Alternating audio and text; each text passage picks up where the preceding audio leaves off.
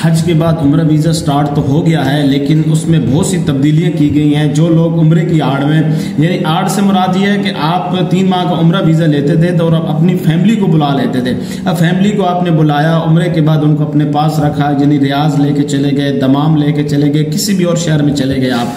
Family visa भी चूँकि 3 माह का होता था, लेकिन वो उसका प्रोसीजर थोड़ा मुश्किल होता है, तो लोग आसानी के लिए उम्रे का 3 माह वाला वीज़ा ले लेते हैं और उस पर अपनी फैमिली को बुला लेते हैं। लेकिन अभी जो सऊदी वजारत हज और उम्रा है उसने नए कावानीन वाज़े किए हैं, नए असूल बनाए हैं। अभी जो 3 माह वाले उम्रे वीज़े पे जाएंगे या जो भी उम्रे के वीज़े पे जाएंगे उसके लिए क्या असूल होंगे वो ज़रा हम आपके सामने रखते हैं। पहले ऑनली वीज़ा मिल जाता था, यानी आपने सिर्फ वीज़ा लेना था और आपको किसी भी अपने एजेंट से आप सिर्फ वीज़ा ले लेते थे, वो आपको वीज़ा दे देता था। लेकिन अभी ऐसा नहीं होगा, अब आपको वीज़ा सिर्फ वीज़ा नहीं मिलेगा। अब आगे क्या क्या मिलेगा जी?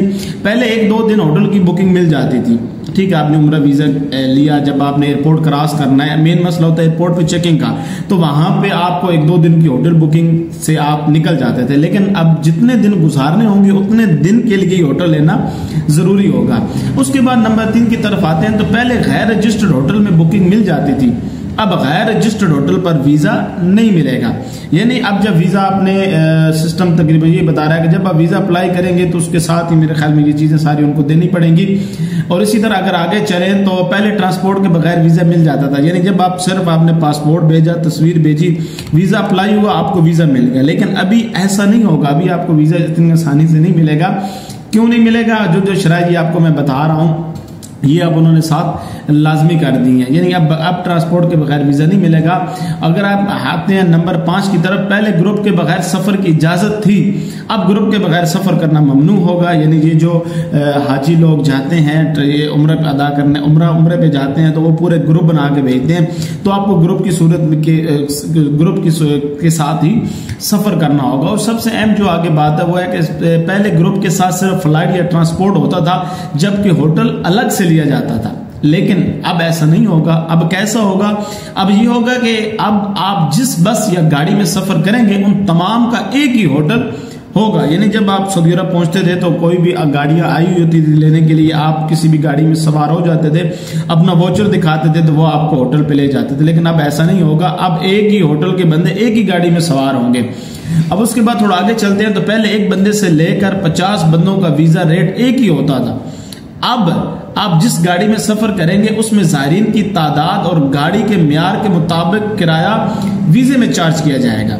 ये भी एक अहम बात है। इसके अलावा अगर थोड़ा मजीद आगे चले तो बच्चों के हवाले से भी जरा इसमें बताया गया कि पहले बच्चे के वीजा में ट्रांसपोर्ट और होटल की कीमतें जमा ना की जाती थी।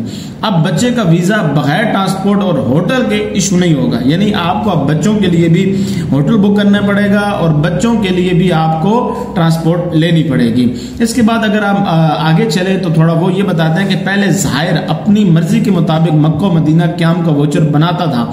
ज़ाहिर से मुराद जो उम्रे पे जा रहे हैं लोग, वो पहले अपने मर्जी के मुताबिक मक्का और मदीना में कितना रहना है, मक्का में कितना रहना है, उसका वोचर बना लेते थे कि पूरा शेड्यूल कर लेते थे। लेकिन अब वोचर तमाम ग्रुप के क्याम के हिसाब से एक बनाया जाएगा, यानी जितने बंदे जा रहे हैं। अब कुछ का ग्रुप जो जा रहा है उसमें कुछ लोग कहते थे हमने पहले मक्का रहना है फिर मदीना रहना है, कुछ कहते थे पहले, मतलब इसी तरह कहते। लेकिन अब जो ग्रुप जाएगा उस सब का जो शेड्यूल होगा वो एक ही होगा।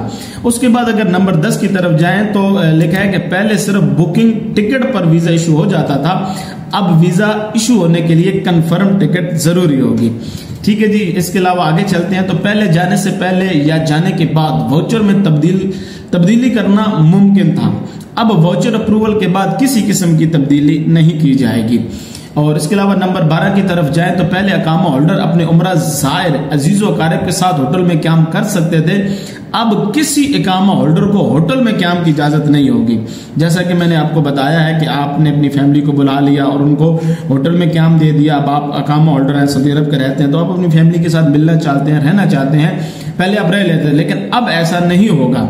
अब उसके बाद अगर आगे जाए नंबर 13 की तरफ तो पहले वोचर में मज़कूरा होटल के मुतबादिल होटल में क्याम की इजाजत दी जाती थी, अब वोचर में जो होटल होगा उसी में क्याम करना जरूरी होगा। यानी अगर आप पहले कभी आपने सफर किया है तो आपको जो होटल का वोचर दिया जाता था उसमें 2-3 एडिशनल होटल ऐड कर दिए जाते थे। यानी अगर एक होटल में जगह नहीं है तो आपको दूसरे होटल में जगह वो शिफ्ट कर देते थे, दूसरे में नहीं है तीसरे में शिफ्ट कर देते थे, और उनके नाम भी आपकी होटल बुकिंग के ऊपर मेंशन होते थे कि अगर इस होटल में जगह ना हुई तो हम आपको इस होटल में रखेंगे। अब ऐसा नहीं होगा, अब जो होटल जहां से आप बुक करेंगे, जिसकी आप कंफर्म करेंगे, उसी होटल में ही आपको रहना होगा।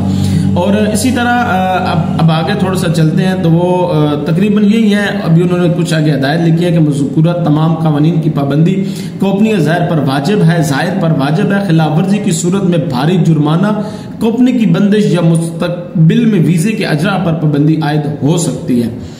ये तमाम ज़रूरी मालूमात थी जो आपके साथ शेयर करना बहुत ज़रूरी थी, क्योंकि हमारे मुल्क पाकिस्तान से ढेर सारे ज़ाहिरीन उम्रे की सादत हासिल करने के लिए जाते हैं। कुछ फैमिली के साथ जाते हैं, कुछ अकेले भी जाते हैं, और कुछ लोग, मैक्सिमम जो लोग हैं, कुछ ऐसे भी होते हैं जो अपनी फैमिली को बुलाना चाहते होते हैं, तो वो फैमिली के लिए भी उम्रे का ये वीज़ा ले लेते थे और उनको एंटर करवा के अपने पास बुला लेते थे। बाय रियाज दुबई, रियाज शारजा कह रहे हो, सॉरी, रियाज दमाम कहीं पे भी ले जाते थे। लेकिन अब आपको ये सारी सूरत से गुजरना पड़ेगा, ये सारी चीजें देनी पड़ेंगी, तब आपको ये उम्रे का जो वीजा है ये मिलेगा, और इसके बाद ये सारी चीजें होंगी तो आपका एयरपोर्ट क्लियर होगा, वरना आपको सऊदी अरब जाने की इजाजत नहीं दी जाएगी।